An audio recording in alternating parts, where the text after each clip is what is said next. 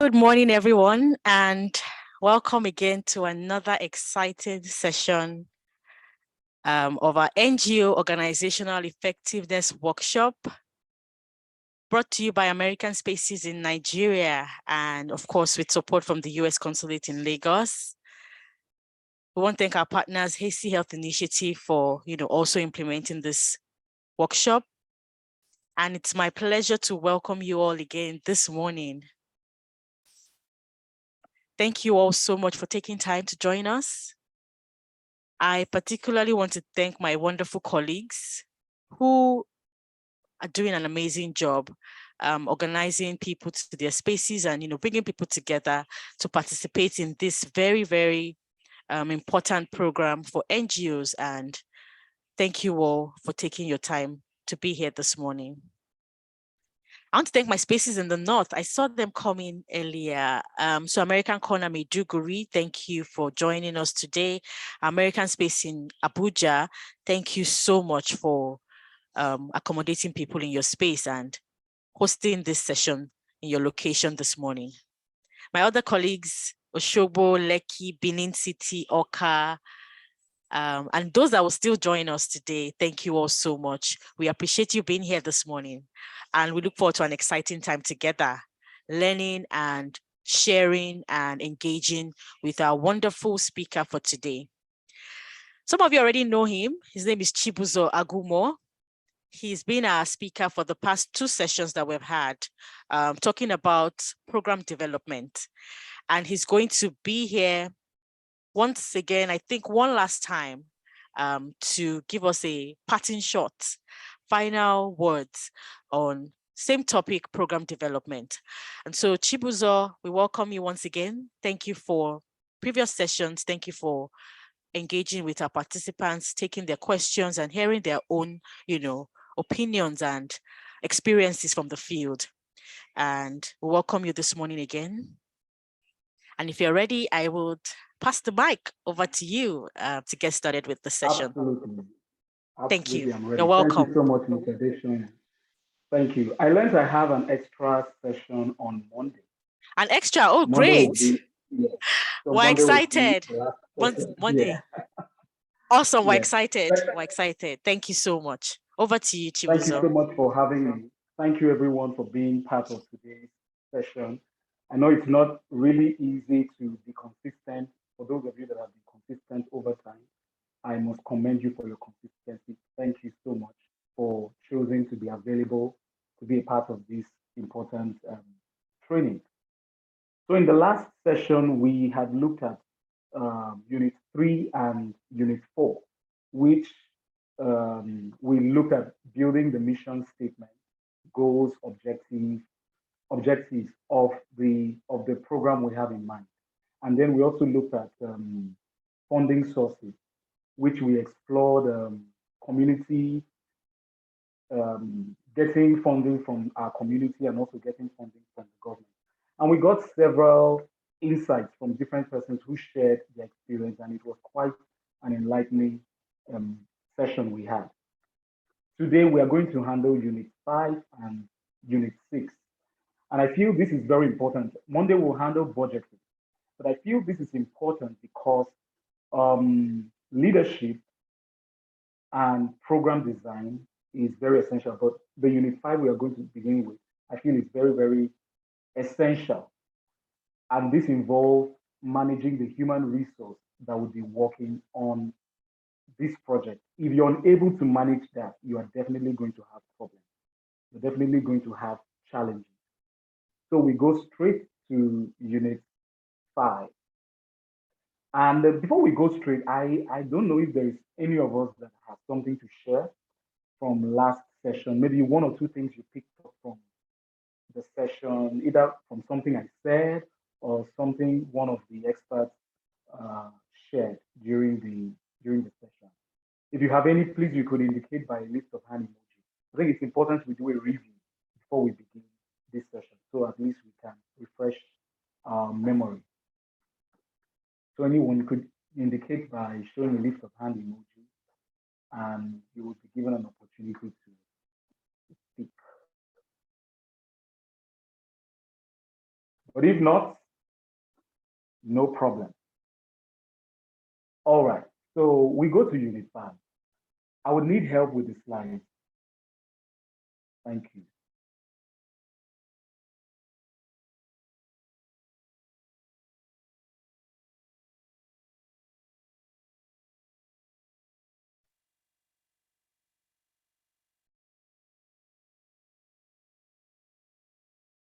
Yes, Unit 5.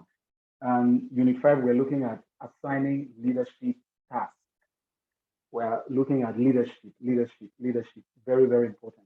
Before I go further to looking at the slide, I just want to summarize what we'll be talking about in Unit 5. We'll be looking at the structure and the culture of the team. The structure and the culture of the team. This is where you employ your collaborative skills. I always say this, that your hard skills will get you the job, but your soft skills will get you the promotion. So on this project, your technical skills could help you get a lot of things done. But if you do not have the soft skills, the emotional intelligence of working with people, you might have problems with this intervention program you're bringing into this community. So the purpose of this unit is this. This unit explains the importance of assigning competent people to handle key leadership tasks. Effective community program leadership requires continuous attention to a number of complex issues. But the essential ingredient for strong leadership is having the skills to help the group progress towards meeting its goals. Please take note of that part. But the essential ingredient for strong leadership is having the skills to help the group progress toward meeting its goals. So the objective of Unit 5 is as follows. Number one, we want you to understand why assigning leadership roles is an essential step in building successful programs.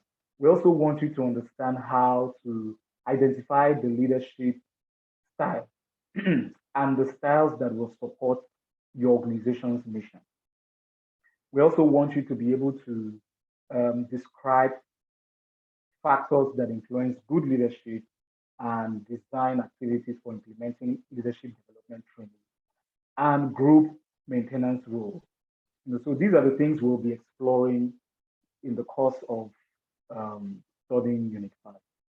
So we're going to take a look at the next slide.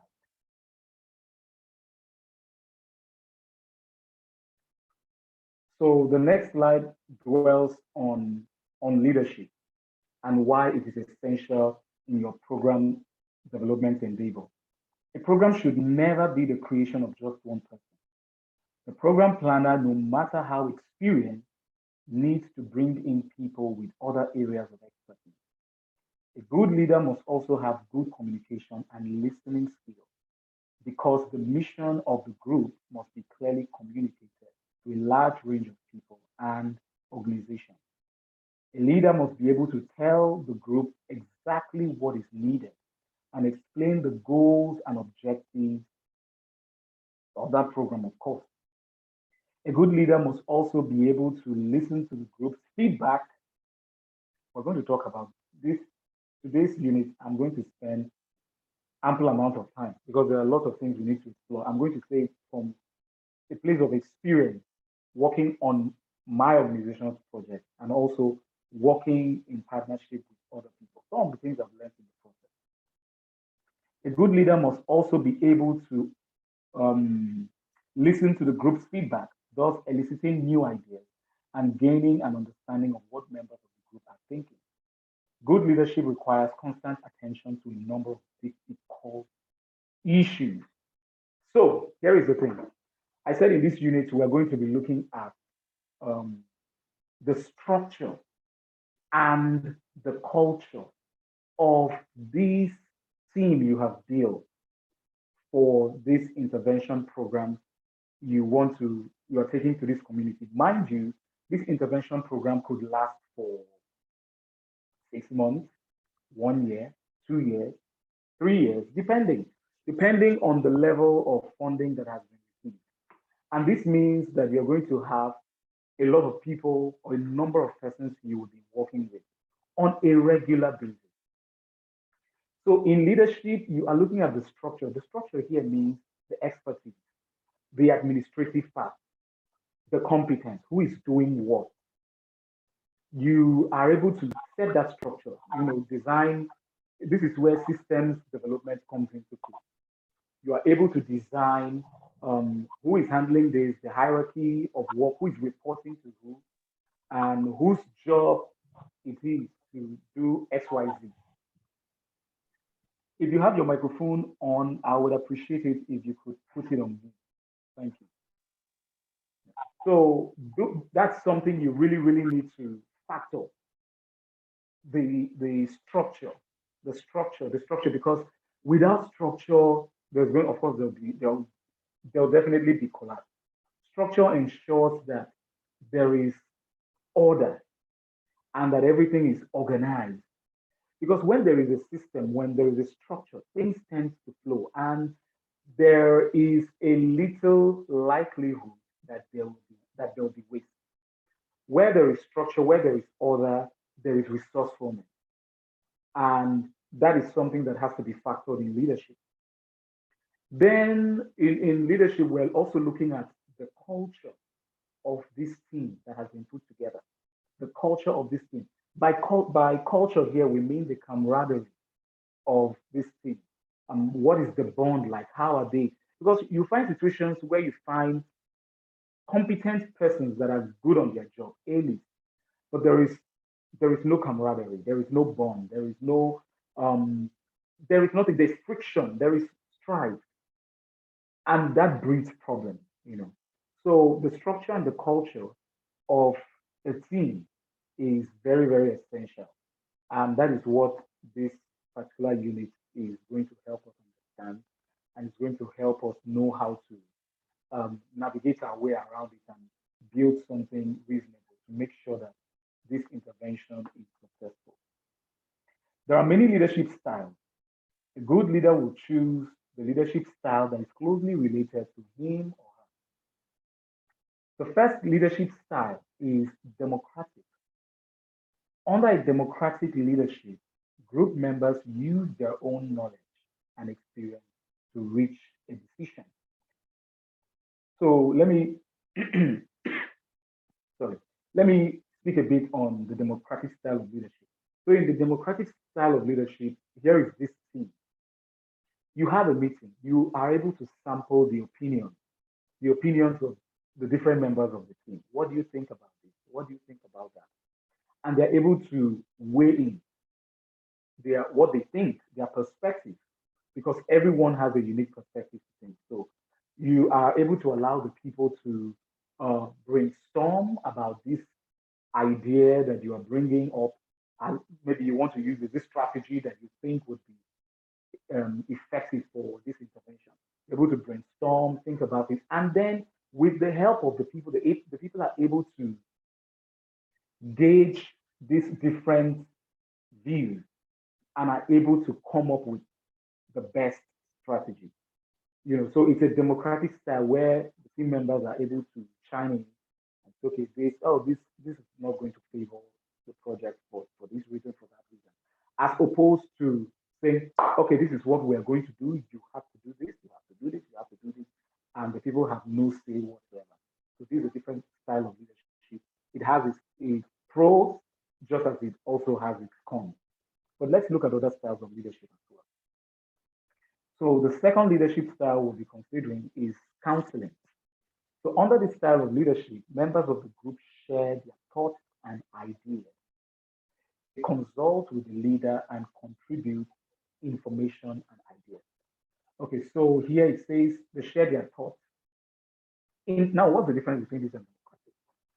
In the democratic style, the people decide what strategy works. Okay, this is what we want, and you tend to tilt to the view with the highest number of approval. You tend to lean towards the view or the strategy with the highest number of approval from the team and say, okay, this is the direction we are taking. But in counseling, you are able to, allow the people share their thoughts. And even when a majority is saying, let's take this idea, maybe a fraction of persons in this team say, well, from our experience, I feel that we should do X, Y, Z. As good as this idea is, if we take this route, there is going to be problems. And from my experience doing this over the course of 25 years, 30 years, this is something we have discovered. And this is something we could do. This is something else we could do to get the kind of results that we seek. So, and then the group is able to listen and say, oh, okay, we see what you're saying. And then they're able to adopt that view, despite the fact that it is a minority. So in counseling style, the leader or the team is open to advice, is open to, receiving counsel from themselves, because it's not just about which opinion works best, or the number of persons who are vying for or tilting towards this strategy. It's more about the workability of the idea. And if there is an expert there who says, okay, this works best from experience, I think we should tilt towards this direction. It's a kind of leadership that allows for that, where you're open to counsel from the people. I think this is good. It also has its cons, but as everything, you know how to navigate your way around it and take advantage of the tool. We look at the third leadership style, which is convincing. Under this style, the leader must be able to convince team members that they are able to accomplish their goal. The leader has to be able to explain the advantages and disadvantages of his or her orders. This style allows the leader to convince group members and gain their support. So here the leader comes up with his plan and says, this is how this project is going to be. This is what we are going to do. And then he has the responsibility also to motivate the group, and help them understand why they should adopt this strategy or adopt this idea. Because maybe somehow in the heart of the people, they are thinking, I'm a bit skeptical about this idea. I don't know if this is going to work. And as a leader, you don't want a situation where the people do not have trust in your strategy or in your ideas, because it's going to affect their morale and it could leave them easily incapacitated. So in this style of leadership, you don't necessarily try to sample the opinions of the team. You as a leader, you have already agreed that this is the best thing for this project. And you come to them and say, this is what we're going to do. And you try to convince them on why this idea is good, and also help them explore the disadvantages and how to, navigate them. So we go to the fourth leadership style, which is command. Command. So under this style of leadership, the leader tells the group what to do or accomplish. He or she has to ensure that the problem is understood and is immediately taken care of. So in this style of leadership, you are like, you're going to do this, you're going to do this, you're going to do this, you're going to do that. It is a firm kind of leadership. Now, this is something about this leadership style. All of them are good.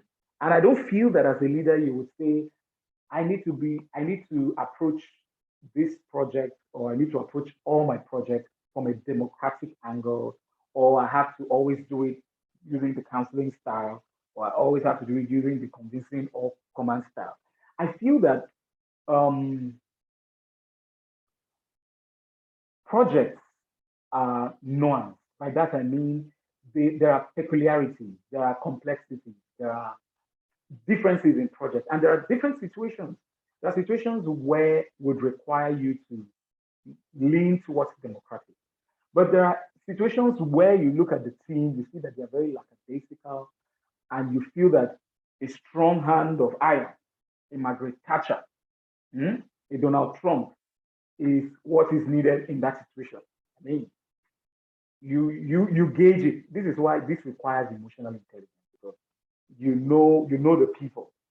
There are certain people that, okay, I know I've worked with this my team, and I know that if you want to get them to produce big results, you have to use democratic style, or you have to use convincing style, or you have to use commanding style, because there are people that democratic style does not work for them. If you use democratic style in certain teams, you might fail. So it is very important for you to gauge the team and see their level of motivation. It is the level of motivation that will influence you on the style of leadership to use. And that would really, really help you in on that particular project. So we go to the next slide.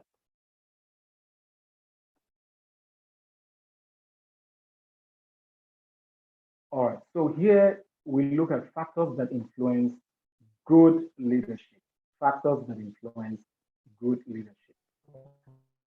And here there are listed 4 factors. So we have here your commitment. The next one, we have your willingness to be democratic. We have good communication and listening skills. And the last one, we have your competence. So I'm going to dissect each of them one after the other, beginning with your commitment. You see, number one has a lot to do with the motivation of the people. If you are not committed to that project, you are going to, on a significant scale, dwindle the motivation of that person. And so your commitment is something you have to really, really watch. You have to really, because you are modeling. As a leader, you are modeling. You are modeling what you want to see the team produce. Leadership is about modeling. And like I mentioned, the culture, you are the one to model the culture of the team.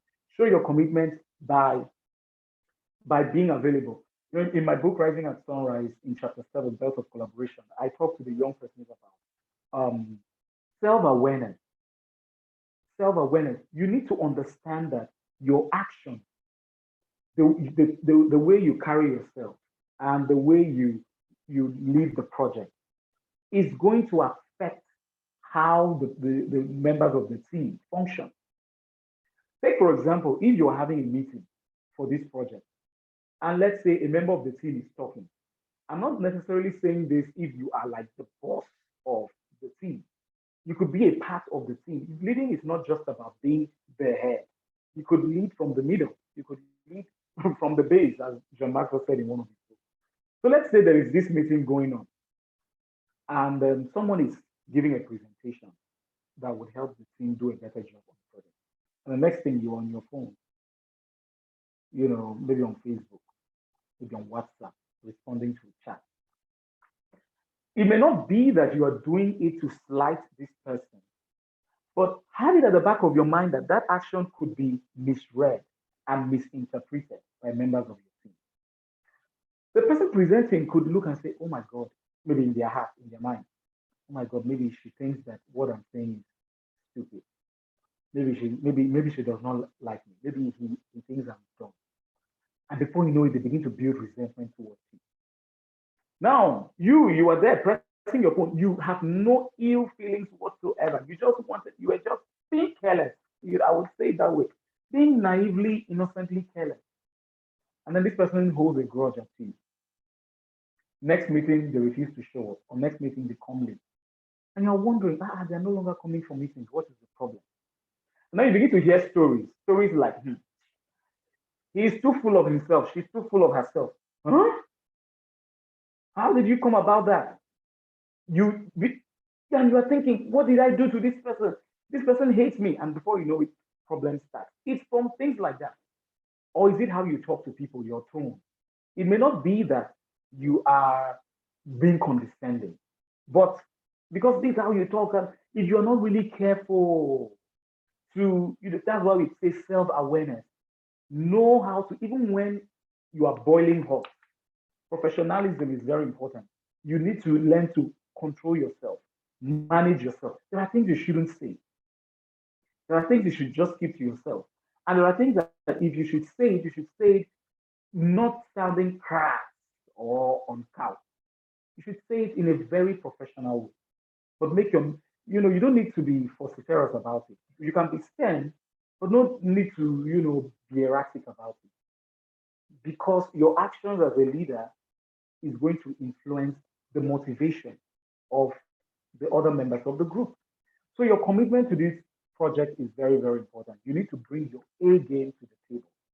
And this is what is going to make other team members feel like, I love this person's spirit. I am willing to come on board. I'm willing to be active. But if meeting is by 12 and you are coming by 1, you're coming by 2, what message are you passing? You're passing a message that I am not reliable. I am not dependable. I don't think I know what I'm doing. I don't think I have the confidence to lead this group. And members will begin to think, what am I doing here? Am I sure that I should be here? The morale is down. So that's something to consider. Point number 2, your willingness to be democratic. Your willingness to be democratic is very important. It is very difficult to work with a team of very brilliant people. Someone said one of the most difficult things is to lead a team of very brilliant people, because everybody wants to show himself. Nobody wants to be the follower. Everybody wants to be the leader. It is either my way or the highway. And there's this ego, fight, microaggression, all of this that goes on.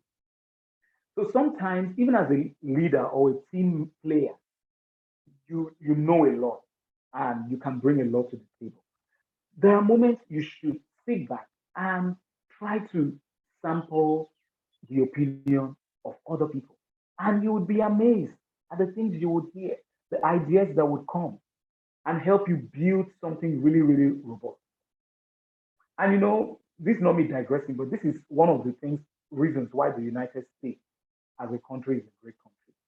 Because the United States is open to knowledge and information from other cultures.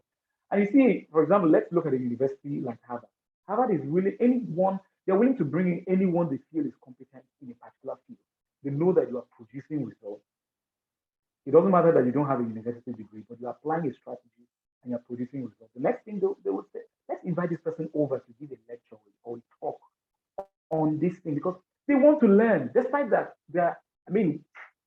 some of the best universities in the world are there, but they're still open to knowledge. It's the same thing we should do as leaders.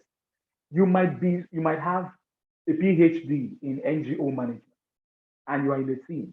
It's not time for you to lord it over everyone.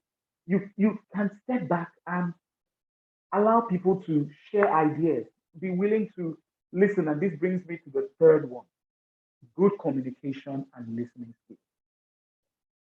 I think this is like one of the most important of the three, as important as the rest are. In teaching communication, I mentioned that communication has 3 soft skills.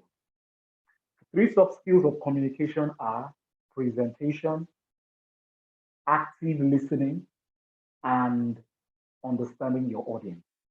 Presentation, active listening, and understanding your audience.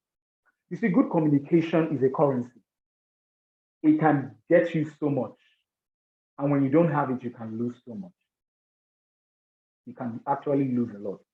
The way you present your ideas is very essential. You have to learn to be very clear when you are, sharing your ideas. Don't be vague. Be very clear, very descriptive. You also have to be mindful of your tone, the tone you use to communicate this idea of yours. You don't need to sound condescending. I talk about body language as well, because body language plays a lot of role. So psychologists say that your body language contributes a significant part of your communication. And just verbal communication is about 7 to 10%.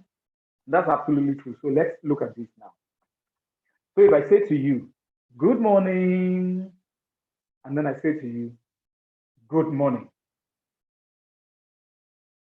Did you see the difference? The first, I said good morning with a smile. And then the next, I said good morning with an upset, an upsetting look or a disgusting look. Good morning. Now, you can read the difference, despite the fact that it's the same word that was said, but you know that there is a stark contrast between the two. Why? My body language. So when you are saying certain things to your group, you have to be very mindful of your body language because your mouth could be saying something else, something, but your body is saying something else. So that is something to consider in presentation. If you want to know more about that, check the book Rising and Sunrise. Then there's active listening. It's called active listening for a purpose, not just listening, active. Because in active listening, you are not just paying attention to what is being said, but also how it is being said. You are leaning in into the heart of your team member to understand what they are feeling. And this active listening employs empathy. You are able to understand. And this is so important because sometimes the reason why members of your team may not be as vibrant as you expect them to be it may not necessarily be because they are lazy or they don't want to do the job. Maybe there's a family crisis going on. Maybe they are not doing well academically for those of them going to school. Maybe there's some personal thing, maybe ill health, and they don't want to talk to anybody. But of course, their absence from the group is affecting the motivation of the team. And maybe some of the team members are saying, are you sure these people are you sure these people have not found out that this project is not heading anywhere? And then before you know it, the wrong perception begins to go viral. So listening is very important. Listen to members of your team. Listening shows that you care. And then again, active listening helps you also to understand their mind. Because sometimes as leaders, we can be so self-absorbed. We are so into ourselves that we cannot really delve into the minds of our team members to really understand their perspective of a particular strategy and see how we can, glean from that to lend texture to the program. So listening skills very essential. Then the last one is your competence. Your competence. Of course, you should know what you're doing. It is very important that you should be competent. You should have the required skill to man that project. And if you don't, there's definitely going to be a problem. You don't necessarily need to have all of the skills required. That is why you have the team. But as a leader, the core skills required to lead that project is important you have them. It's very essential you have them. So we would look at the next slide.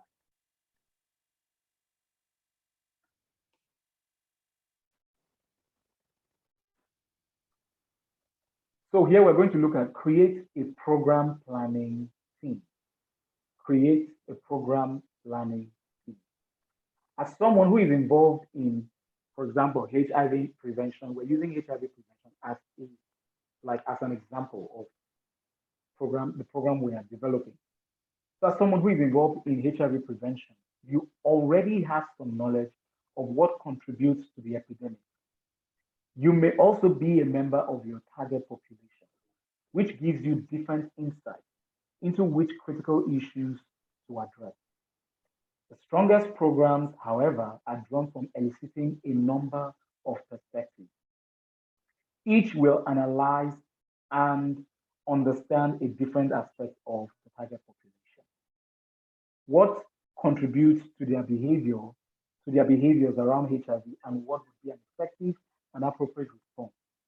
We therefore recommend that you organize a program planning team to expand the problem definition and back it up with research and experience.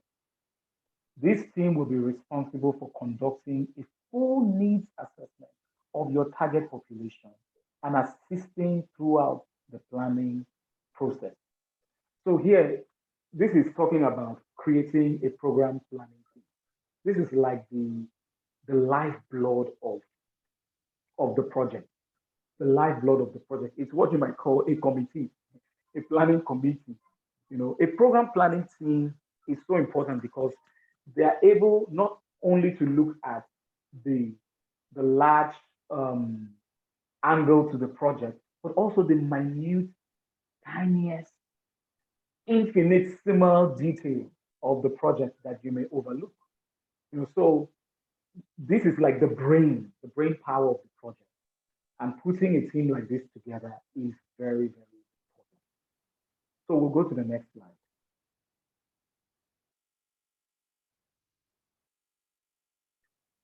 So roles of the program planning team. So what will they be doing? What will they be doing? So you have this program planning team, and we have talked about how you can employ good collaborative skills, good leadership skills to be able to galvanize them, bring them together. I always say that the performance of a single instrument can never be compared with the grandeur performance of an orchestra. So when you have a team working together, it brings in so much. So what is going to be the roles of the program planning team? So here we look at what they're going to be, what questions they're going to be answering in the course of implementing the project.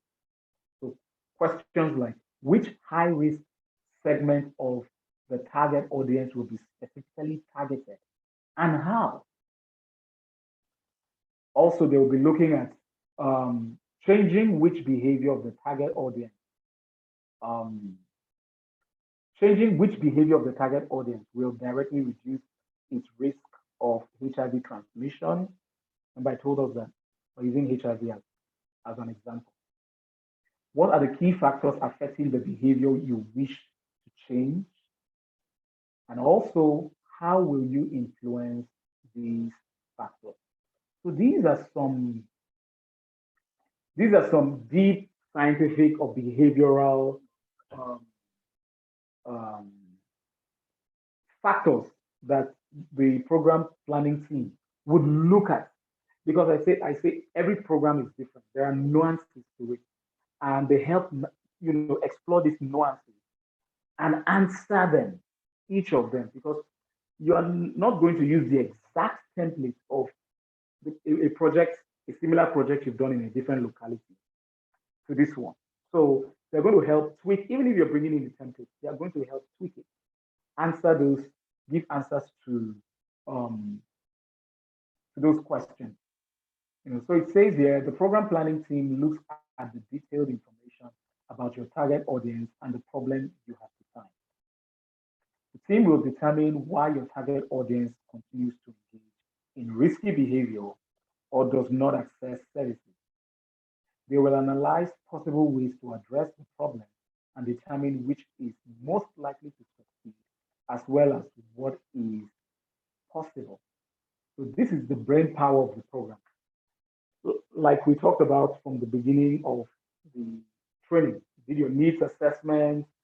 Now, last Monday, we talked about the mission statement, goals, objectives, funding, and what have you. Now, this is the time where you're building the team to do the job. And this program planning team, they carefully answer this question, so that by the time you are entering the community, you are entering fully loaded with all the tools that you need to make sure that that intervention is as successful as you want it to be. So we check the next slide. Okay, the next slide is Unit 6. So before we go to Unit 6, before we go to program design, I want us to really talk a bit about this Unit 5 on leadership. Contributions, questions, if you have any, I will be glad to take them. And if you have contributions to share as regarding the importance of employing good collaborative skills on a project, I definitely would like you to share them. So if you have questions, contributions, you could indicate with a lift of hand emoji, and the admin will let you speak.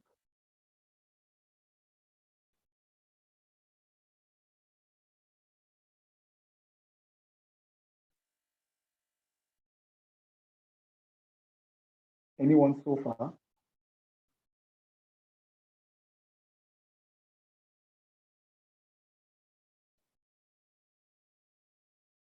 Please feel free to ask questions because I feel that in order to keep your memory fresh, I want us to dwell on Unit 5 a bit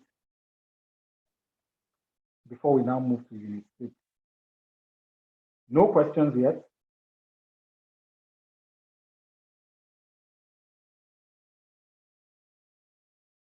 Okay, so we will continue with Unit 6. Maybe towards the end of the program, we will give room for questions, contributions, and we'll go further with that. So Unit 6, in Unit 6, we are looking at program design. Program design. And we will begin with the first slide of Unit 6.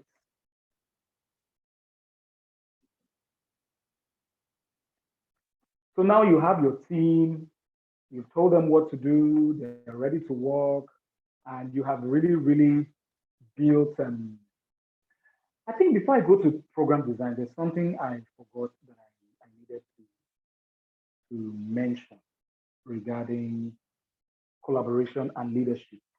So there are three things I want to mention, and about making sure, because the social dynamic is very, very important. There are three things I would like us to consider in making sure that we okay, I'm going to take that question, but let me finish this line of thought. Generosity, forgiveness is very, very essential, and optimism. Generosity, forgiveness, optimism. These are very three things that are very important in building strong collaboration and working with teams, because it's not really easy, especially those if you are in in the corporate world, you will understand what I mean. And leading people is not. So I'm going to begin with generosity, because sometimes we find ourselves where our work colleagues or the people we are working with on this project are still, how far? You could be talking on different things. It's not just about work all the time. You see, there is a quote by, what's his name? Theodore Roosevelt. It says, no one cares how much you know until they know how much you care. No one cares how much you know until they know how much you care. So I'm not saying that you need to be familiar with everyone on the team, bring them to your house, bring them to your kitchen, bring them to your toilet. That's not what I'm saying. What I'm saying is generosity. Be generous with your time, maybe to find out how they are doing. How are you faring? How are you doing? I hope all is well. Call them even after meetings. Show that you are a caring person. Generosity is not just about giving money or helping when they need maybe financial help. Generosity could also be about sharing information. It could be about sharing things you feel that would help this individual become better or make things better for them. So with that, when people know that you care, they'll be loyal. And I say this because if you don't treat the people you're working collaboratively with, don't be fooled. They have other organizations looking to have them on board to partner with them on programs. And if you give them the cold shoulder, or if you behave a certain kind of way, they're going to distance themselves from you. So this was why I talked about self-awareness. Generosity, you have to show them you care by how you speak to them. Treat them with respect. Treat them with respect. And another thing you also know is that we all have different temperaments. We all come from different backgrounds. We all, have different level of our educational background. And so people's response to things will be different. It comes from this angle. So sometimes you don't really need to, there's no need comparing two team members together. This other person maybe has a calm, chill temperament. Maybe this other person has loud, boisterous temperament. They're not going to compare the withdrawn, chill one to the one that is very open. They are different. They are different, and their response to challenges will be different. There are people that have strong internal locus of control. they can manage challenges. They can manage when the people that maybe you send to a community on the first day, they're already complaining. They're already complaining. Oh, I don't know. Oh, I'm about to fail. Oh, this is about to. But there are people that can manage that situation, even when members of their team, the sub team, maybe they were 10 and only 5 is responding. They are able to manage that situation. So you have to understand the strengths and weaknesses of people and learn to, understand and see how you can relate with them at that level. This does not mean that you won't set boundaries because there are goals and objectives, and those have to be met. But what I mean here is that you also, because as the leader of this team or program manager or what have you, you are the chief motivation officer. You should take it upon yourself to be chief motivation officer of that team. Motivation can do a whole lot. Motivation is very, very important. So generosity will help. Then the next thing is forgiveness. Forgiveness. It's not easy because there are moments where maybe you have prepared for a meeting, you've done everything you should, everything you can do as a leader to plan for this meeting, and then all of a sudden, some of the key persons that should be in that meeting just said, "I'm not coming here. I'm not coming. I have something else." And at that moment, you feel like going better on them. And sometimes it can make you build resentment. When you see them the next time, like, okay, stay on your own, let me stay on my own. Or you could be like, I think I'm going to throw this person away from this team or what. But sometimes I've discovered in some situations that when people fail us like that, it's not necessarily because they want to insult you or want to slight you. It could be that something happened. It could be that day their mood was just something else. And maybe they don't just feel like because of their mood, it just turned them away. And they just gave that response that you never expected. And it made you feel very offended. Not that they insulted you, but you felt insulted. Now, forgiveness helps you just sit back and say, okay, in as much as I wanted them to be in this meeting because their presence in this meeting is going to really help the organization move forward. But I can use a different angle to managing so that it does not result in a fight. Maybe after the meeting, you could call them and say, let's say the name is Rita. Rita, how far? How are you? I hope you are okay. Not going straight to, you didn't come for today's meeting. And here is the thing, this person could be a very competent member of your team. You're not going to say, I'm not going to make them feel important, so that they don't feel that like they're indispensable. They're indispensable. See, if you do gra in certain things, you are the one who will suffer. So there are ways to go about it. And I've discovered in many cases, when you go about that area, when you take that route, you take that, oh, how are you doing? I hope all is well. That's why you didn't show for today's meeting. And today's meeting was important. I'm bothered. The approach might make the person say, I don't know, something happened today. And then you might even discover that something really, really bad had happened. And then you even now feel, oh, thank God I did not go ballistic. So emotional intelligence is very, very important. And then the third thing is optimism. Optimism is so important because there are moments where, as a leader, if you lose your optimism and begin to be very, very how am I going to put it? Negative about the entire project, it's going to affect the team. It's definitely going to affect. They'll be like, oh man, it's like this project is not going to work. The way our leader is. Maybe let's begin to look for how our exit route. So optimism is very important. Build that optimism in the people. Okay, so we begin with there's a question. I'm going to take that question. Well, go ahead. Okay, so Sylvia is asking, please, aside the program manager role, what compulsory role must be in the planning team? What compulsory role must be in the planning team? Now, there is a course called systems development. If you've done project management, you would know that you will know about that systems development. Now, there are different structures for different kinds of projects. Different structures for different kinds of projects.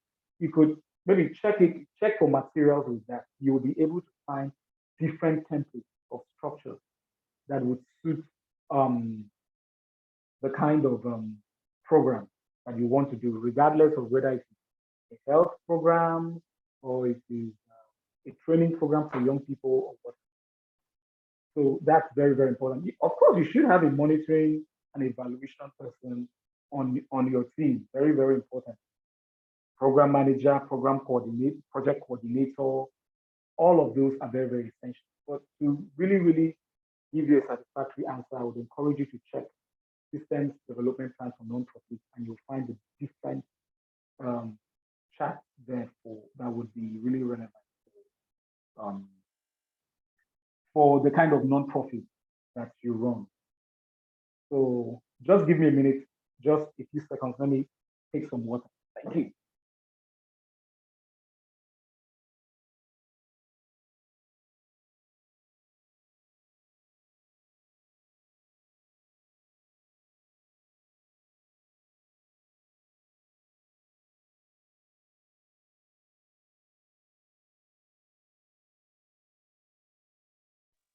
All right, thank you so much.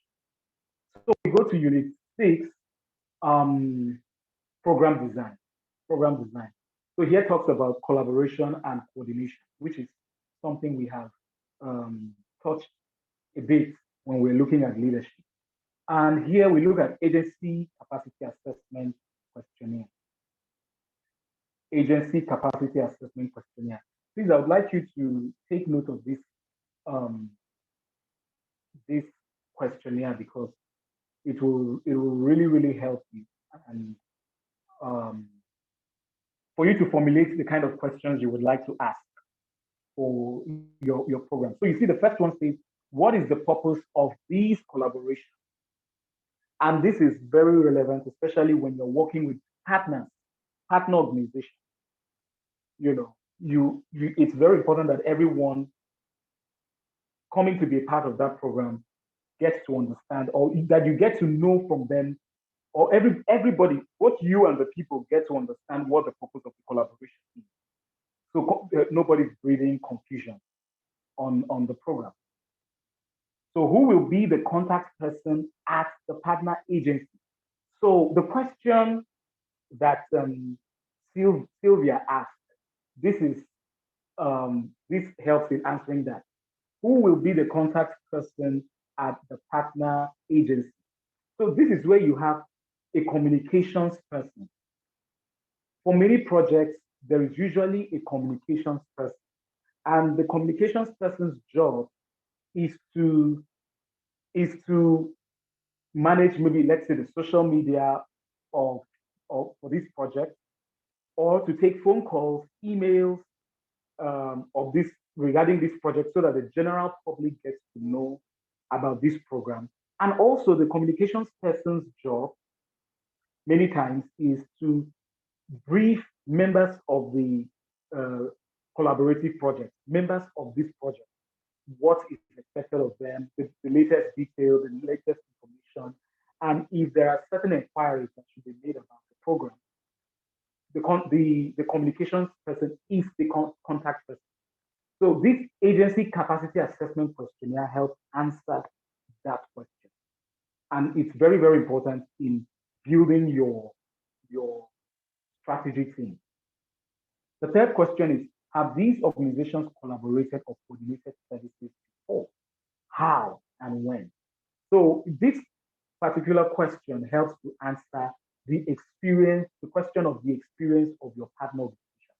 How experienced are they in handling this project? So we know who we are working with. So we know if we are going to encounter any deficiency in skill set and know how to supplement for that. The fourth question is, why was this particular partner chosen for collaboration/coordination on this program? So you are asking, why are we working with this particular organization? What's the rationale behind it? What is that? What are their core strengths? You know, the question 5 says, what gaps in organizational resources will be filled by the collaborating partner? So now you are asking this collaborating organization, what strengths do they have that we do not have? Because that's what forms the premise for partnership. If there is nothing, I mean, if you can do the same thing that they can do, there is no need of having them. The reason for partnership is that we are bringing these people on board because they have the skill to do XYZ, and we're unable to handle that. So that's something you have to answer, the gap, the skill gap. The next question says, explain how the collaboration will work. Explain how the collaboration will work. So this, because you are designing the program, you're doing program design, this is now going to help you decide, okay, this is how the collaboration is going to be. Our organization, alongside organization ABC, will do this on so and so week. An organization, this will be expected to step in on week 3. And we are to collaborate with this organization at week 5. And this and that and that. So you have to explain how the collaboration will work. That's the thing about program design, because it creates the timeline. You are able to look at the timeline of the project. What is going to be done? Okay, from needs assessment to stakeholder, to meeting with stakeholders, to this, to that, to that, to that, to that, to that, to the final survey by the monitoring and the evaluation team. All of those things are factors. And these questions help in answering those. They help you really think and handle those details rightly. Then the next one says, which objectives, interventions, or activities will be jointly developed, delivered, and evaluated?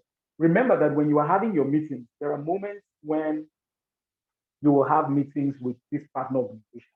You will sit with them in the room. There are moments where you have all of them together in the room. There are moments where you have some of them together with you in the room, making the decision. So you are asking yourself which objective, an intervention will be jointly developed by these people, and all of that. So that is very essential.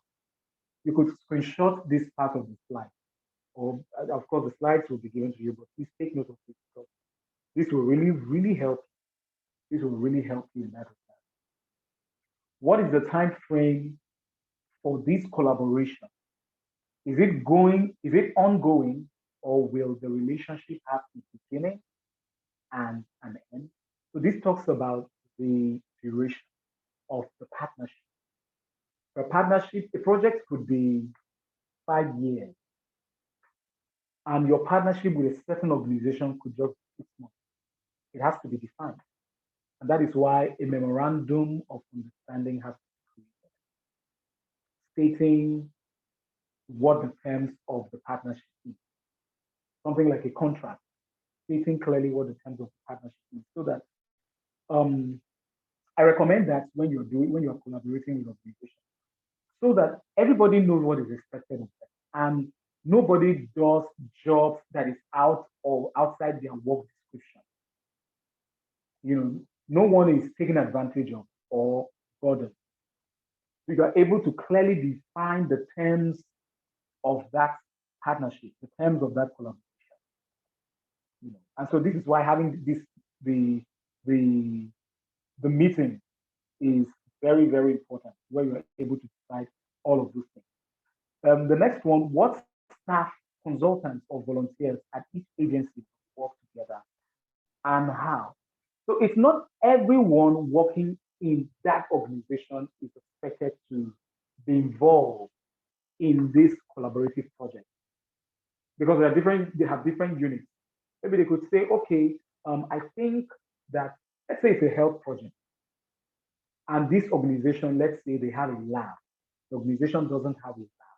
Maybe let's say they have a lab and they have some microbiologists in their lab to do testing of patients and what have you.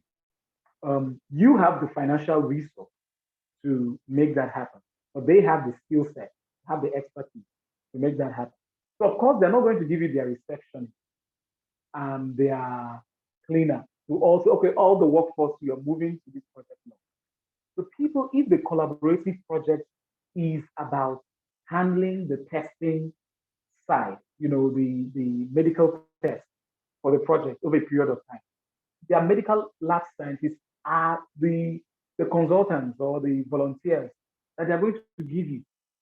So it has to be defined. What are the people? Who are the people that we need from the organization, and what is going to be their skill set? So the next one we're looking at is how will this work be coordinated? So this is where systems development comes. You are able to create a structure. Who is going to be this? Who is going to be that? Who is going to be program coordinator? Who is going to be program director? Who is going to be communications person? Who is going to be handling, managing transportation of volunteers to this location? Who is going to, like all of the important tasks involved in this program, it has to be clearly defined. If the partners are to share financial resources, what will be the subcontract arrangements and amount? So this has to be discussed, and this forms the questionnaire that would allow you guys to really come on board and partner. So the financial aspect needs to be discussed. If the other organization is expected to bring in resources to work on this program, how will the money be spent by the partner agency? Personnel, shared costs, direct program costs, agency overhead. How will the money be spent? And then the last one, how will the shared staff be managed and supervised? Because all of these people are coming in from different organizations. So how are they going to be managed? How are they going to be managed? So let me bring up an example. So I'm on a project by the U.S. Department of State, the Community Engagement Exchange Program. It's a program that trains young leaders from nearly 100 countries. So our job as specialists is to provide mentorship for these fellows and also to provide insight to the team at IREX to develop a robust program. So here is what I observed. IREX is a huge international organization present all over the world. Maybe not in every country, but let's say they're in nearly 100 countries. They do a lot of programs, especially US exchange programs. They are one of the presenting organizations. They handle that. But in this program, there's something I discovered.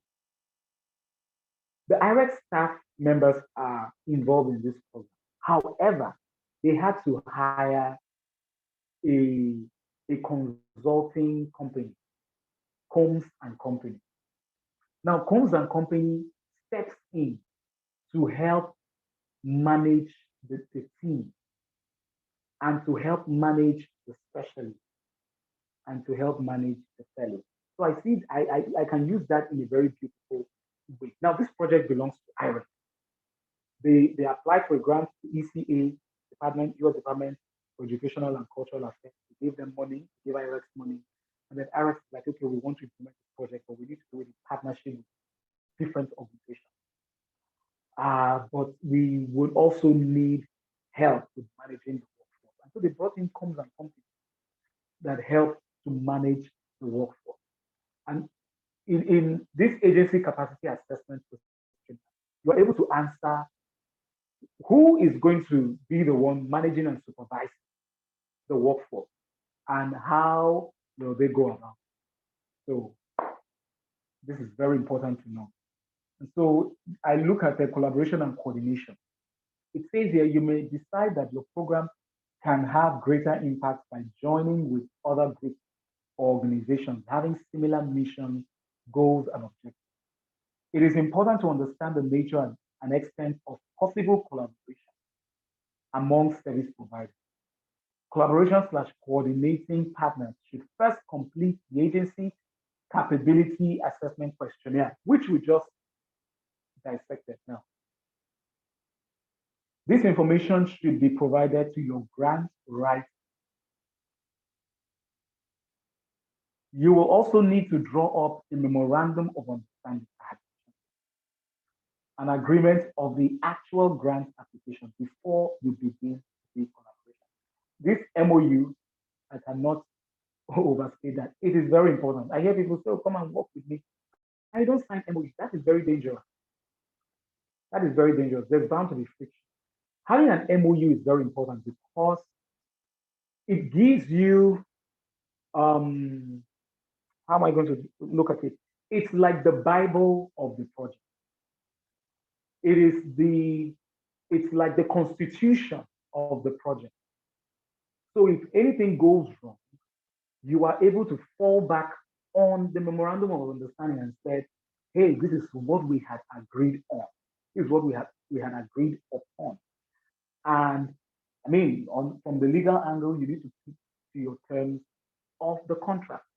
That's why MOU is very important, because you're able to look at clearly, say clearly, these terms, are they in line with my values of my organization? Is it something that I can flow with? And then you are able to know, okay, yeah, we are on board. Or to say, okay, I don't think I can keep. So this helps protect all parties involved in that program. So nobody feels,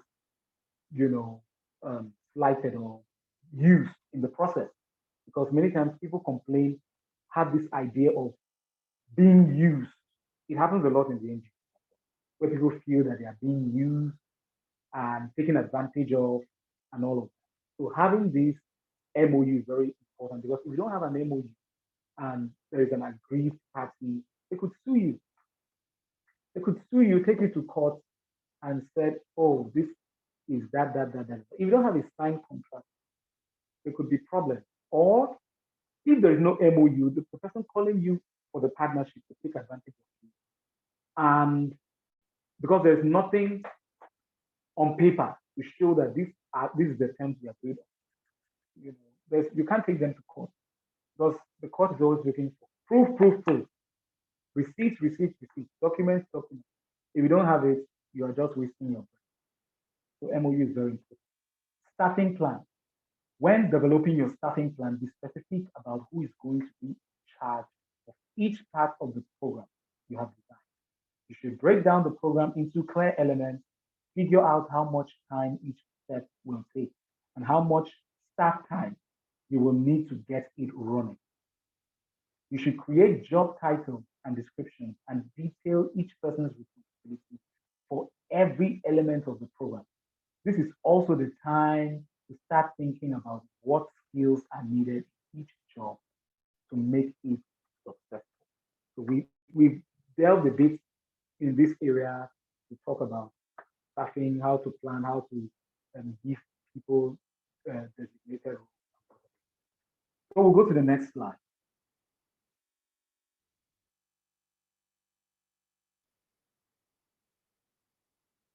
Next slide, please. Thank you.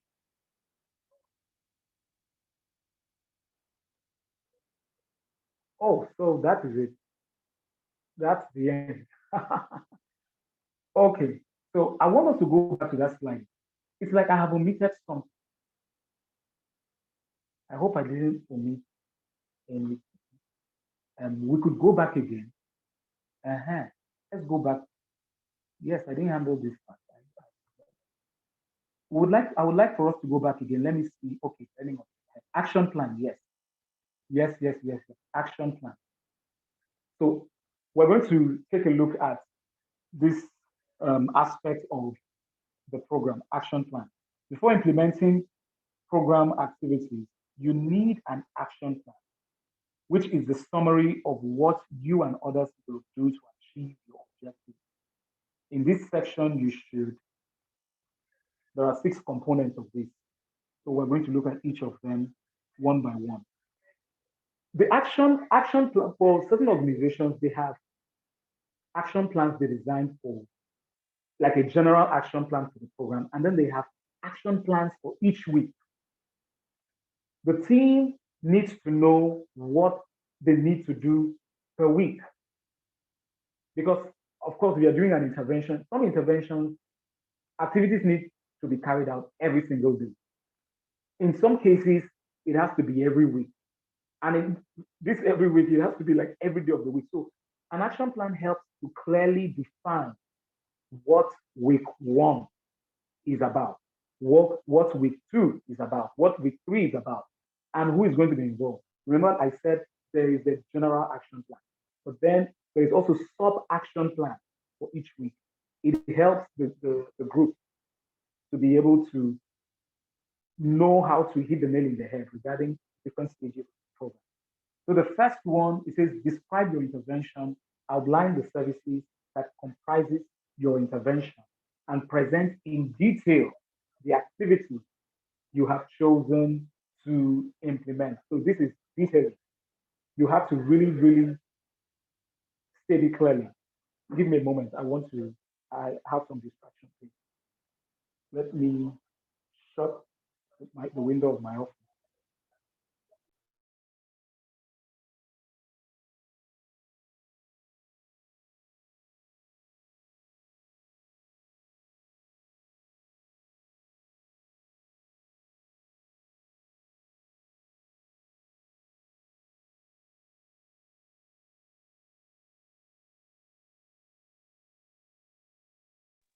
All right, thank you. I had to prevent that distraction. All right, so like we mentioned, the details of the activities that are expected to be done in each of the weeks. That's what an action plan clearly reveals. Then the second one says, describe how and from where the participants will be recruited and enrolled in the project. So you have to decide the participants involved in your project, the volunteers involved in the project, where are they coming from? So you have to, and then for each of the week, I think I've in the course of talking about the questionnaire, I've touched a bit on this.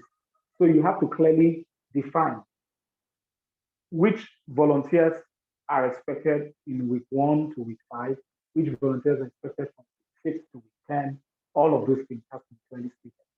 And then the third one, provide plans to resolve potential recruiting problems, including how you intend to handle lack of participation. So that is something you have to factor. And then the fourth one, describe your intervention. Describe how your intervention will be implemented and by whom. So I have said a lot of this already when we're looking at the questionnaire. In designing the program, in setting things up, you do your systems development, you decide who is handling what and when. All of that has to be created. And one of the things action plans does is that action plans help us to handle the minute details of the program, of the intervention, of the activities, regarding activities and workforce engagement, to help with the overall, what would I call it? Like the overall program management or project management activity. So the fifth one says, include a work plan with project-specific objectives and key action steps that are specific and measurable. So a work plan is incorporated into action plan. A work plan is incorporated into action plan. And one of the things with work plans is that they also, when you are able to develop your work plan, you are actually able to develop the goals of the organization, of the project. So I remember when we were studying on grant writing, we were taught that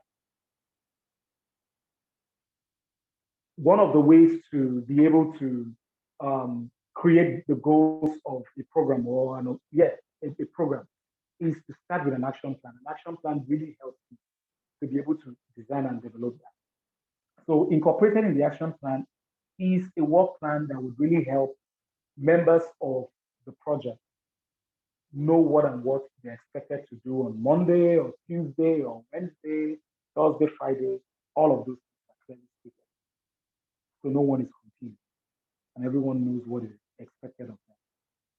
And then the sixth one says, describe how you will keep participants engaged in your project. Will you provide incentives? What kind of incentives and why? How many? When? And how? So you see how detailed this is.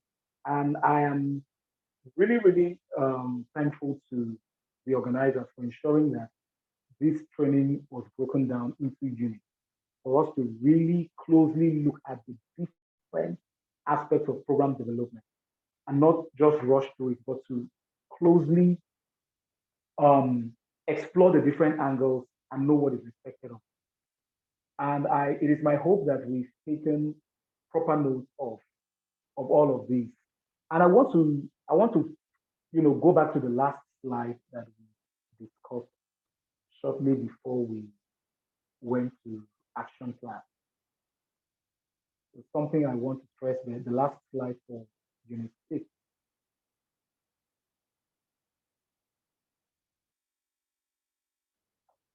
I'll need help with that. Last slide, Unit 6.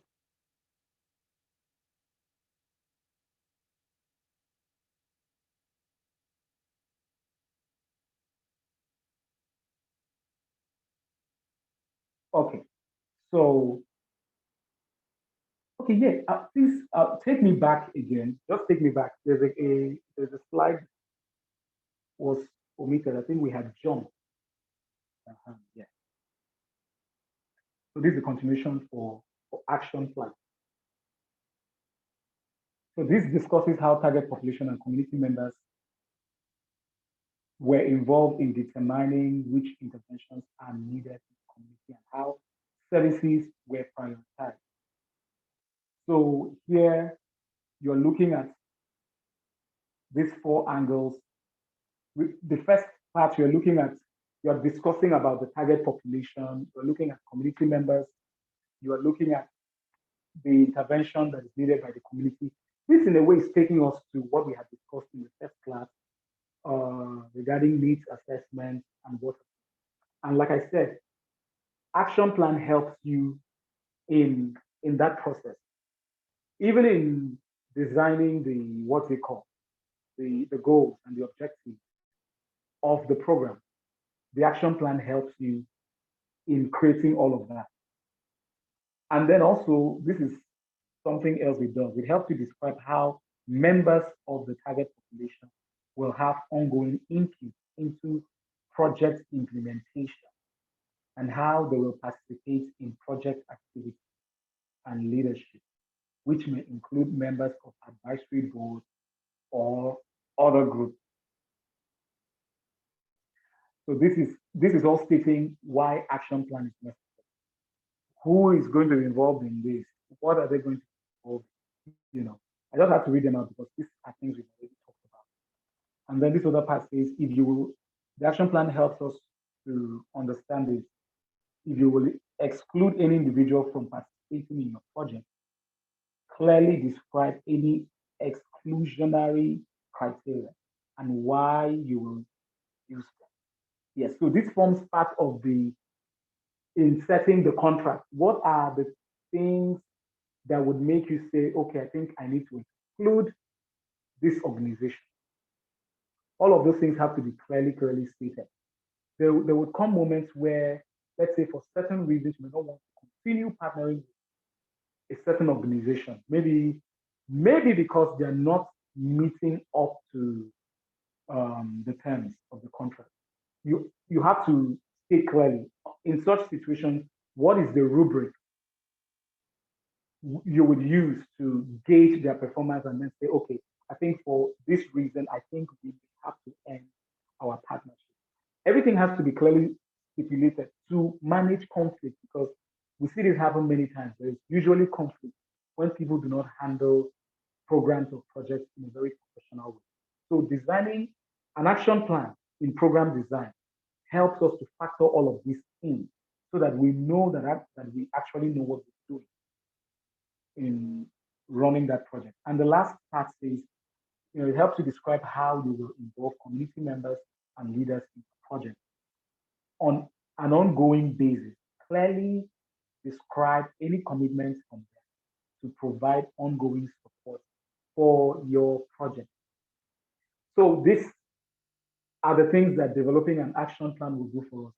I would encourage you to, at your spare time, do more study on action plan and see how you can design action plans that are relevant for programs that you intend to implement in your community in the near future. All right, so so I think that brings me to the end of our session for today. But as always, I want to take questions, and very importantly, I want to take contributions, especially seeing that we have talked about leadership, collaboration, program design. As a professional in the civil society space, how has this helped you? How has your collaborative skills helped you in leading winning teams that have helped in bringing interventions into communities?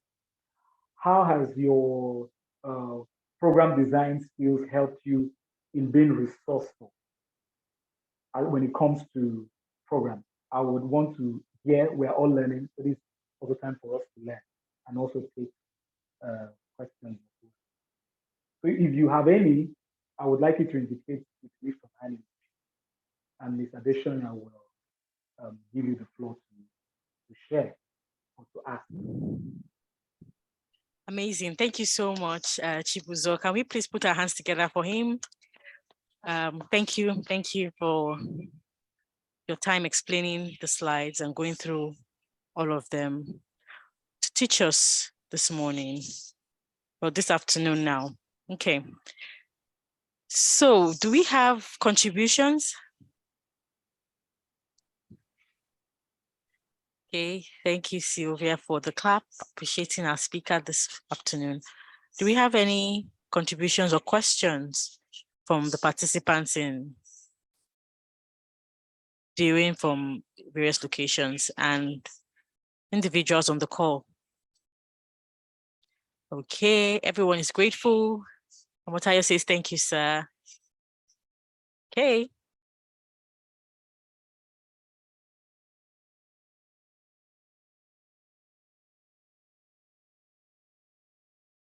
Okay. Seems like everyone is clear on everything you've said. But can we share? Okay, there's a hand raised. Okay. Before I get to the corner in Ikeja, okay, and Oka, all right. So you can share best practices that you use in your NGO, something relating to the topic, like the speaker has asked that you share. I'm sure a lot of people might find useful information from it. And like he said, we're all learning, including myself. And so it'll be nice to pick up one or two things from, what's working for you in your NGO and how we can also implement it in our program development. Brilliant presentation. How can we get the slides? So for Mohammed, hopefully you've registered for this course. There's a WhatsApp group that all participants that registered are in, and they get all the slides, links to rewatch the videos and all of that. So if you have not joined the WhatsApp group, you need to register and, request to join, and then you'll be added. You get all the information in there. So let's go. According to how the hands were raised, we'll have Ikeja first, then Oka will go next, and then Port Harcourt. Please remember to introduce yourself, your name, how many people are asking questions from that location, so we get prepared, and then we go one after the other. Thank you. Ikeja, over to you. Good morning.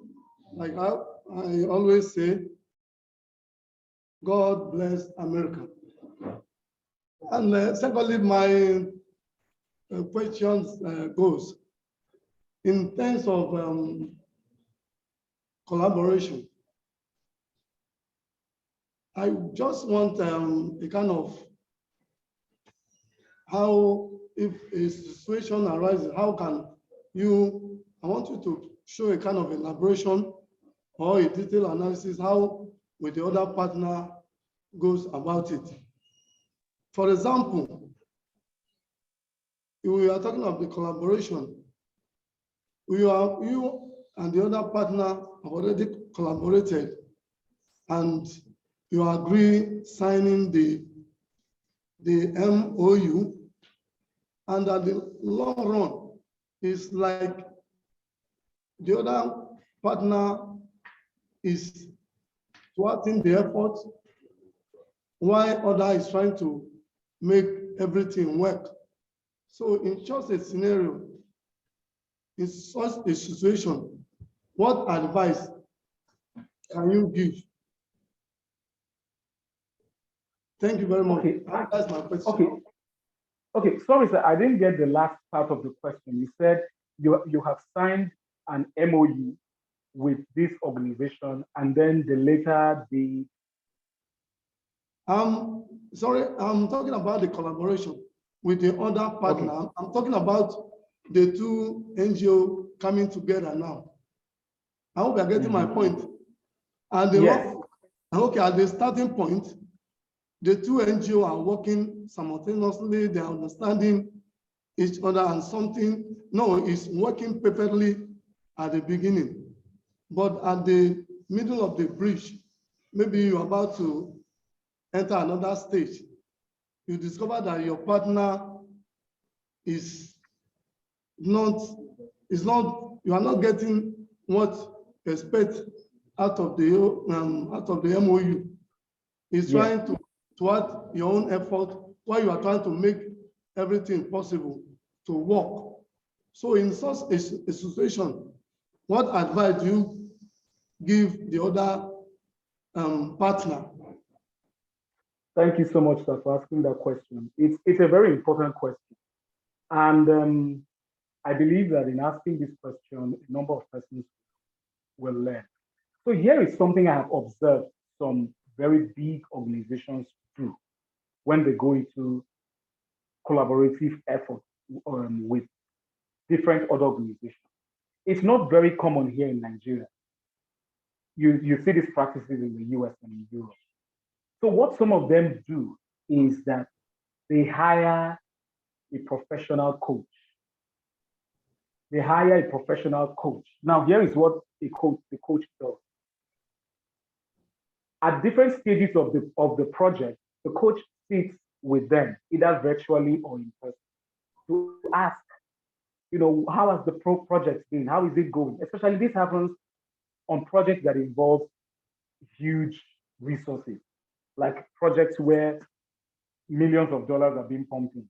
You are looking for every means possible to make sure that this project works. And you're looking for every means possible to make sure that this collaborative effort works. There needs to be like someone who stands in like a judge. And this is why organizations often hire a collaborator and a coach. And this coach is paid. So they have sessions with this coach maybe once a month to help debrief. Oh, this is what we have been able to accomplish in the course of the month, in the course of the week, what have you.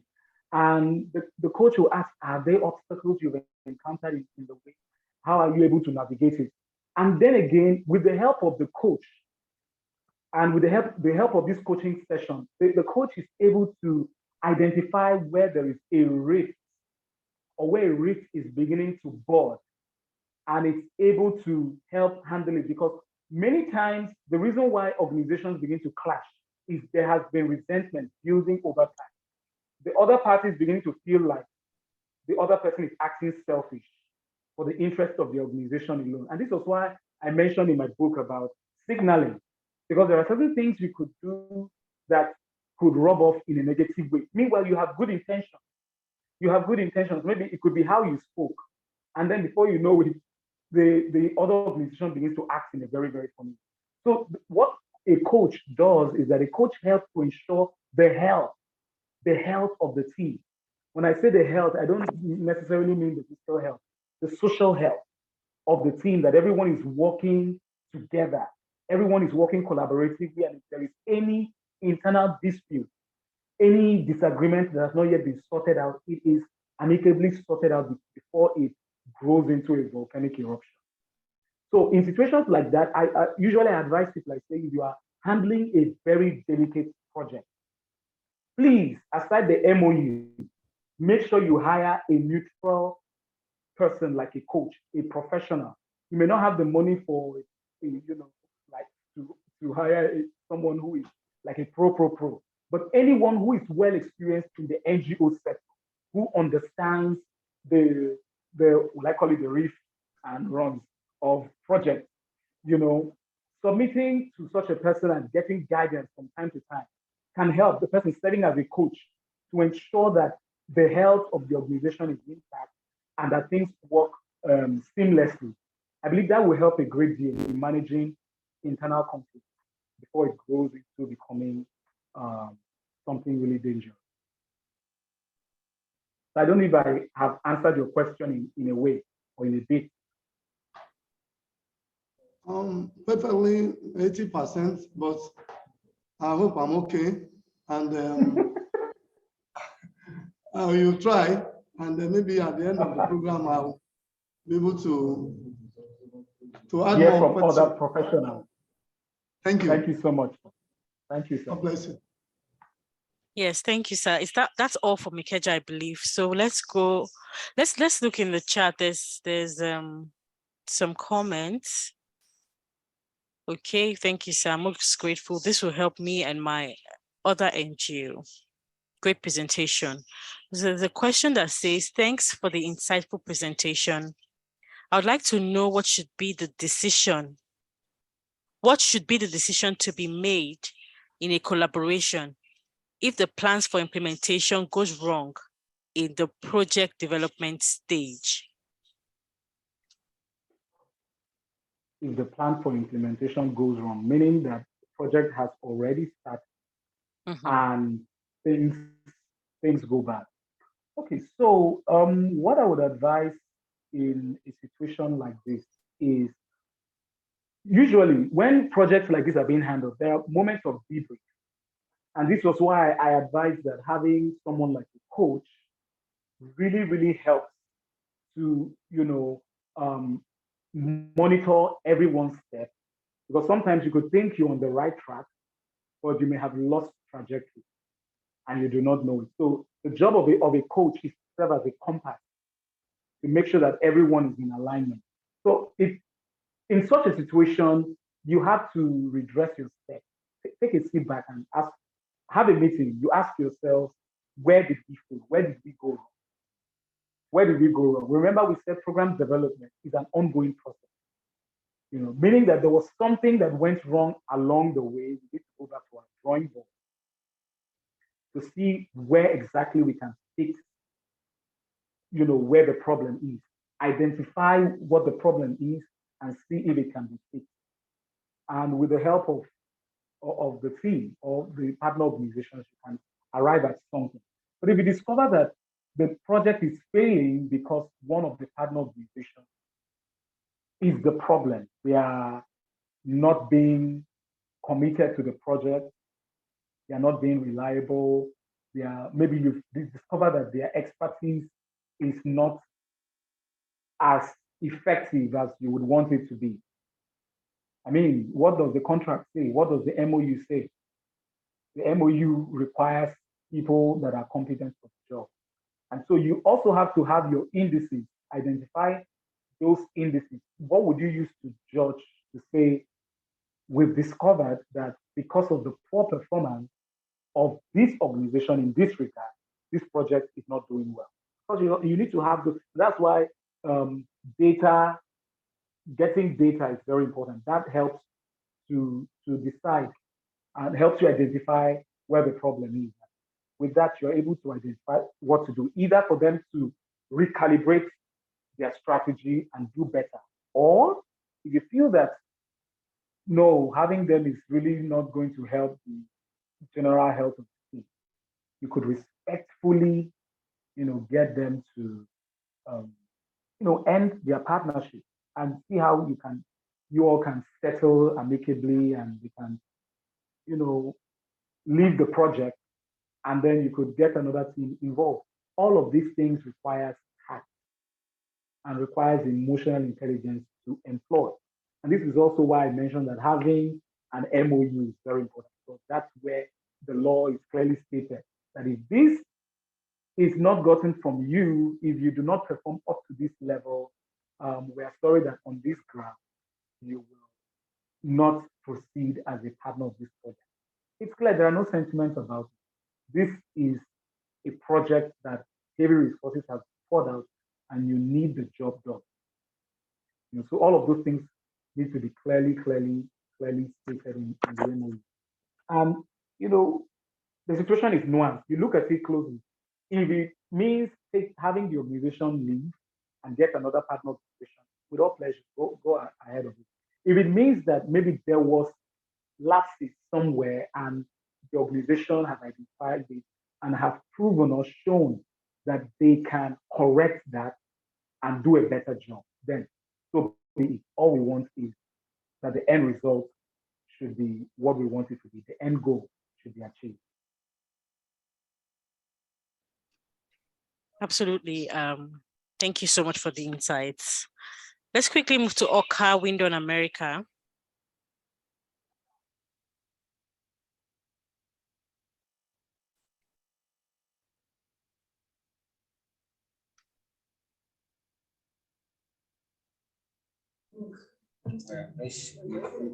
Good afternoon, everybody.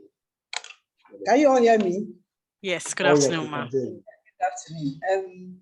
My name is Cynthia Arinze. I have a contribution to make and I have a question to ask. So let me start from the contribution on collaboration and just collaboration.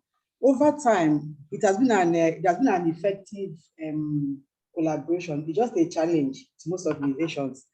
But what has worked for us, what we normally do is we have a project to implement and have many NGOs come together to do that project. We have to sit on the round table with leaders of the organizations, then discuss the project holistically and assign roles to each organization. We all have our major areas of project implementation. So if you are good at advocacy, community mobilization, M&E, we just have to distribute the roles and assign it to that different organization. So each EDs and her partners or partners will go on and do their own work around that area. So over time, maybe on a monthly basis, we will meet and review what you have done so far and plans of what we are going to do next. And it has really worked for us anyway, but it has its own challenges. But the key thing there is for us to understand what we should do at any point in time. We are handling, so if anything goes wrong on advocacy, we hold this organization responsible. If anything goes wrong on M&E, we hold this organization responsible for that. So we try to assign these roles separately to each person. That's our contribution to effective collaboration. Then my question is, Mr. Chibuzo, you can still hear me, right? Oh, yes, I can hear you. Yeah, you mentioned the work plan and action plan. Actually, we use those two words, action plan and work plan. And I believe that action plan is just like a broad template or guide to what you want to do in your project. Exactly. Yeah, okay, then the work plan part of it. We normally see it in our budget anyway. You have your work plan, Yes. your assignment, but it's kind of confusing. But the templates are almost the same, and their contents are almost the same. So what exactly is the difference between work plan and action plan? I'm still confused about it. Thank you for asking that question. Yes, thank you for asking. So, like I mentioned, that the action plan gives the overview of what the program is going to look like. It gives you a general understanding of what the program is about. But here is what work plan does. Work plan is like work plan gives you the day-to-day activities that should be done regarding that project. The day-to-day activities. So now, this is a 5-year project. Your organization was awarded, let's say $10 million to implement this project. That is a huge amount of money. The action plan gives you an overview of what the program should be like from start to finish, the timeline. However, the work plan now gives you the details. Today is October, this is October 1st to October 7th. These are the activities that will be done Monday, Tuesday, Wednesday, Thursday, Friday, Saturday, Sunday. October 8th to 15th. These are the activities that will be done Monday, Tuesday, Wednesday, Thursday, Friday, and it's clearly stated. So the difference between the two is that work plan states the day-to-day activity. Let me use an example here. Action plan is like the country. It's like the whole Nigeria. Then work plan is like Anambra or Enugu or Lagos, like the units. It is the work plan that really, really makes the action plan make sense. I don't know if you understand what I'm saying. So work plan just gives the activities that will be done in each of the days. Or is it between October 1st to 7th, maybe on Monday, there's going to be a meeting at this locality with members of this community. Maybe the communications team will go on radio to do media around and what have you. Maybe on Friday, this will be done. All of those is clearly stated in a work plan. And work plans, they're usually very broad. You need your Excel sheet and all of that to be able to fill all of those. And the reason for that is to make sure that you understand what you are doing and to make sure that everyone that is partnering on that program understands what they are doing. You know, like you don't mind, there is a dog nearby. It's always doing silly things. So it's so that everyone understands what is expected of them, like you rightly said in your contribution. So that's exactly what the work plan is. I hope that helps in a way. Yes, I'm sure that helps. I understand that better as well. So thank you so much for sharing. Port Harcourt, are we ready?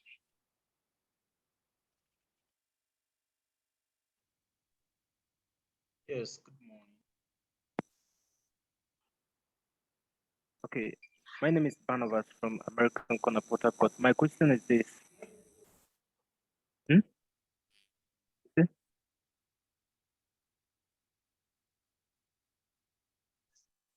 Please go ahead, sir. We were hearing you, but now we don't have any audio from your end.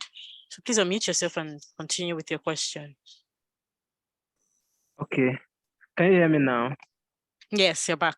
Yeah. Okay, my question is, it talks about leadership styles. You mentioned democratic leadership, counseling leadership style, convincing leadership style, and command leadership style.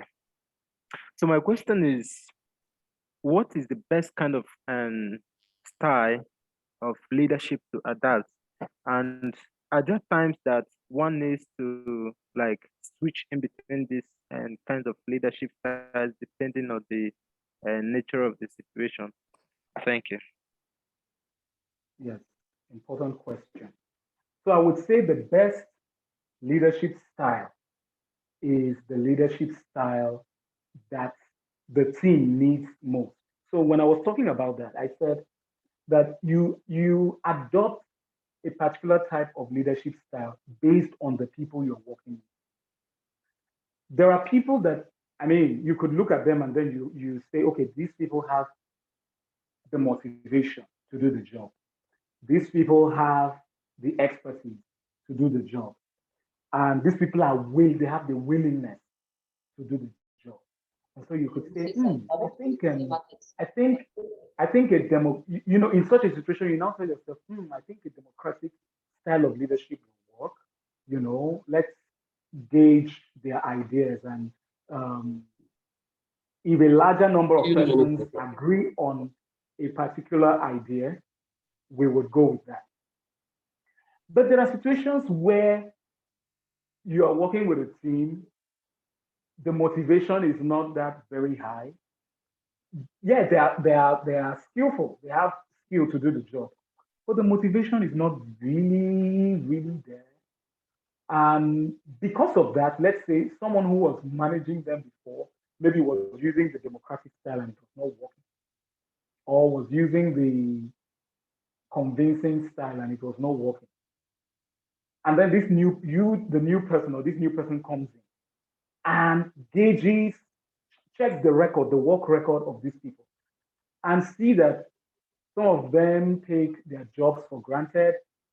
They handle their task with a very like a basic attitude. They rarely come for meetings to do appraisal or their review meetings. They are just very laid back, but they are experts. Their CV shows it, everything shows it. So what do you do in a situation like that? Sometimes you could just result in using the commanding style. This is what we're going to do. We're going to do this, we're going to do this, we're going to do this, we're going to do this, we're going to do that. And it works in some situations. So this is why I said emotional intelligence is very, very important in leadership. Because it's for you first of all, you are able to absorb ample amount of observational data, watch the people and see what is their response to work, how are they carrying out the activities. You could say, okay, let me just use the counseling style, let me use this style, or let me use the commanding style. So it depends. It depends on the people you are working with. It depends on the people you're leading with. There are people you use the commanding style, you will shoot yourself in the foot. If you use the commanding style with people who are willing to work, who have the motivation to work, they use the commanding style, with these people, they have the expertise, they have the motivation, they are ready to do the job, and you come using the commanding style. It's going to turn them off. It's going to be like, can't you see that we are willing to do this job? Are we like house girls or house boys? What do you take us for? You understand what I mean? It's really going to come off in a very wrong way. But if you go into a situation where the people are not really motivated to do the job at all, you could use the convincing style, the commanding style. So bottom line is it all depends on the people that you're working with, the situation of the project, the situation of the project, the people you're working with, and all of that. That would help you. You use your intuition to decide what style of leadership. Regardless of the style of leadership, it doesn't mean that you will be condescending to the people. It's just that you are stern and feisty. You're using the commanding style to make sure that the job is done. And then later on, everybody can be happy and celebrate, but the job has to be done. So Barnabas, that's what I would say in that regard. Yeah, thank you very much. Let's have Sylvia next and then Prince.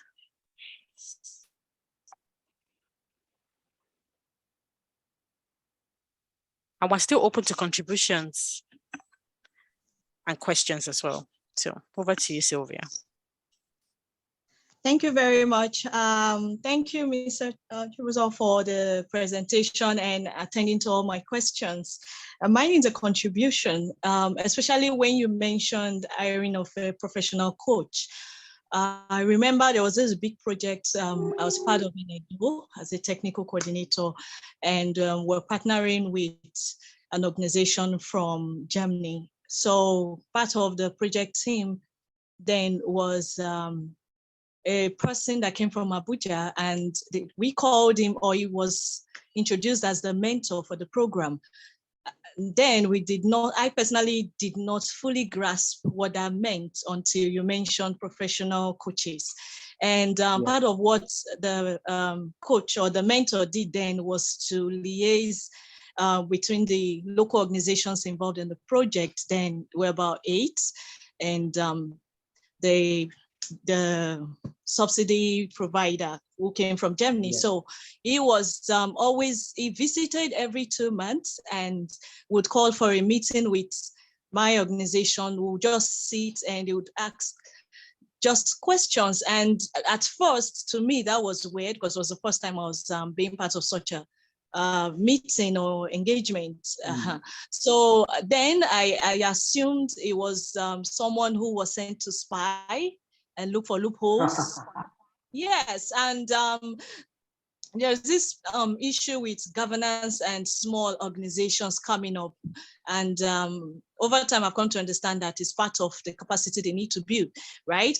But then I felt maybe that was something they were trying to prove in the organizations involved on the project then. So after like the third time, I realized that whatever the meetings were for was helping, and the partner organization, they were making moves and changes based on our feedback. And by the time we finished that project after 6 months, I continued relating with him, and it's really helped our relationship with even the other local organizations. Yeah, Mr. Ayo really tried then. So I just wanted to mention that's what you're saying is correct. And now I have a better understanding of what that role was then. Thank you. Thank you so much. Yeah, that's very important. I have served as a coach for different persons implementing programs, and I see it helps a lot. I have also had a coach help me work on a collaborative project. It helps so much. One might say, "Oh, you're paying them, don't you think that much?" I mean, the pay is nothing compared to the help of the team and helping with the deliverables, because that's so important. It's so important in ensuring that the program is successful. Because if you don't have someone who like that who can serve as a mediator, because definitely expect conflict, anticipate conflict, it will happen. So someone like this is someone you can, that is like a safety net to help manage those situations and make sure that it is amicably resolved and things can go on smoothly. Because if there is strife and issues regarding a project and it gets to the ears of the funders, it won't really speak well of you. It won't really look nice on you and the people you're working with. So having someone like that is very, very important. And it also helps you to be resourceful. Because if the project fails, you've lost a lot of resources and you might have to start all over again. I mean, how do you feel? What do you think the funders will say, or how they will feel to discover that the project had a very serious setback in the process? So having a coach is very, very important in, especially in navigating the leadership of a team regarding whatever programming that you are looking to be involved in. So thank you so much, Sylvia, for sharing that. Yes, thank you for your contribution, Sylvia. Final question or contribution of the day. Prince, just 1 minute. You have 1 minute to ask or contribute what you have. Yes, just 1 minute. Thank you. I hope you can hear me. Yes, please go ahead. Okay, my appreciation to our presenter, Chibuzo. I have particularly learned new types of leadership today. I've learned about leadership in the past, but two of those leadership styles stood out to me. I have not known them as leadership style before. The issue of conviction and counseling. I have not known that as a leadership type before, but I've learned them today among the democratic and the command. So it's just an appreciation I want to make, and all the learning we've been learning. But I have a question for you. Okay. Not for Chibuzo, for the American Center, the lady coordinating us. Sorry, I forgot your name. Stephanie, please go ahead. Stephanie, yes. I am in the American corner in Abuja, and we attend physically. Even right now, we are there. I'm using my phone because we have had a network challenge today. I'm right there right now. But none of us from our center have gotten any certificate.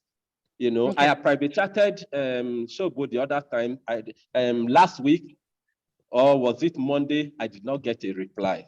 So what is going on with our own center? Why are we not getting any certificate? Thank you. All right, thank you very much, Prince, for your contribution.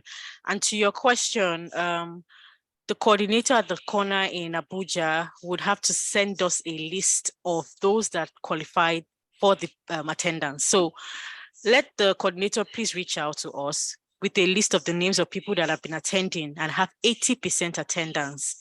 In previous workshops, it's fine, we will collect everything and certificates will be issued. So that's not a problem. As long as she can compile the list and send it to us, we'll work on it. So please, thank you for attending and thank you for finding the information useful. In the absence of no other question, I'd like to bring the session to a close today. Thank you all so much for taking time to join us. We have so many comments in the chat. Please take time to read the comments and the contributions and the thank yous. Lillian dropped a comment. In my experience, one might combine various leadership styles depending on the situation. Absolutely. Chibuzo would like to thank you again so much for your time. Thank you for your insights. Thank you for your presentations. A lot of people have found it useful, including myself, and we're hopeful that this will be used in their various NGOs to make it as effective as possible. Our next session, closing session, final session on program development will take place next week, Monday. Chibuzo just intimated me on that. So please make it another time with us next week, Monday. It's going to be our final session on program development. Bring whatever questions you have, whatever contributions you have, experiences to share with us. For now, we'll say thank you so much and we'll see you again on Monday. Thank you and bye for now. Bye, everyone. Bye-bye.